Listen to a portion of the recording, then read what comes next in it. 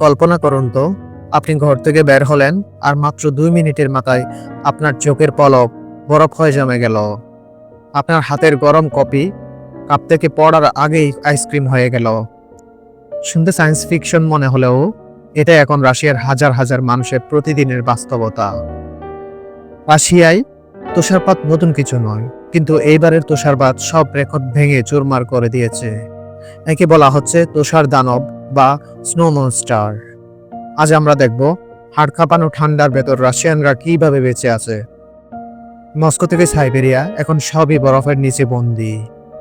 গত কয়েক দশকের মধ্যে এবারই সর্বোচ্চ তুষারপাত রেকর্ড করা হয়েছে। কোথাও কোথাও তুষারের উচ্চতা মানুষের উচ্চতার সমান ছাড়িয়ে গেছে। বড় বড় রাজপথ এখন স্রেফ সাদা মরুভূমি। তাপমাত্রা নেমে গেছে -30 থেকে 50 ডিগ্রি সেলসিয়াসের নিচে। এই তাপমাত্রায় লোহাও ভঙ্গুর হয়ে যায়। কিন্তু আশ্চর্যের বিষয় কি জানেন, এই পরিস্থিতিতেও রাশিয়ান জীবনযাত্রা পুরোপুরি থেমে নেই।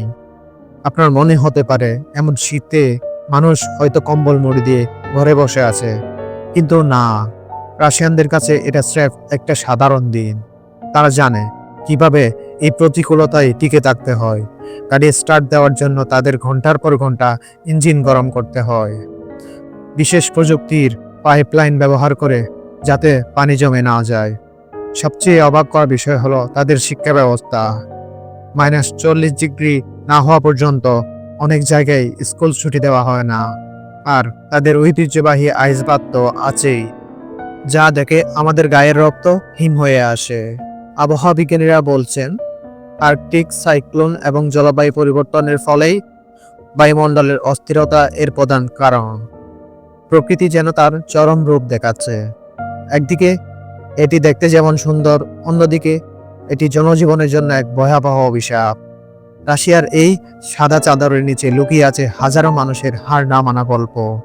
প্রকৃতি আমাদের মনে করিয়ে দিচ্ছে সে কতটা শক্তিশালী। রাশিয়ার আবহাওয়া অফিস বলছে এবারে তুষারপাত গত 140 বছরের রেকর্ড ভেঙে দিয়েছে। মাত্র 24 ঘন্টায় কোথাও কোথাও 2 থেকে 3 ফিট পর্যন্ত তুষার জমেছে। সাইবেরিয়ার ইয়াকুতস্ক, যা পৃথিবীর শীতলতম শহর হিসেবে পরিচিত, সেখানে তাপমাত্রা এখন -55 ডিগ্রি ছাড়িয়েছে। কিন্তু সমস্যাটা শুধু তাপমাত্রায় নয়, সমস্যাটা হলো তুষারের ওজনে। হাজার হাজার ঘরের ছাদ ধসে পড়ছে তুষারের ভারে। ইলেকট্রিক লাইনগুলো ছিঁড়ে বরফের নিচে চাপা পড়ছে, যার কারণে হাজার হাজার মানুষ বিদ্যুৎহীন অবস্থায় অন্ধকারে দিন কাটাচ্ছে। যেখানে হিটার ছাড়া থাকা মানে নিশ্চিত মৃত্যু। রাস্তাঘাট এমনভাবে বন্ধ হয়ে গেছে যে জরুরি সেবার অ্যাম্বুলেন্সও পৌঁছাতে পারছে না।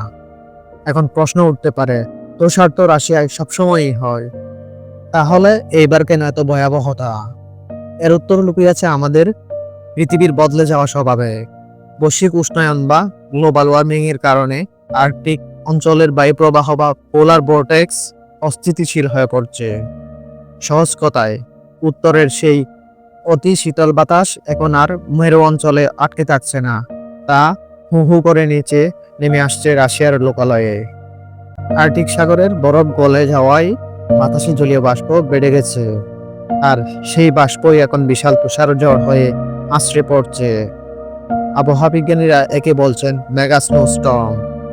এটি কেবল রাশিয়ার সমস্যা নয়, এটি সারা বিশ্বের জন্য একটি সতর্কবার্তা যে প্রকৃতি তার ভারসাম্য হারাচ্ছে।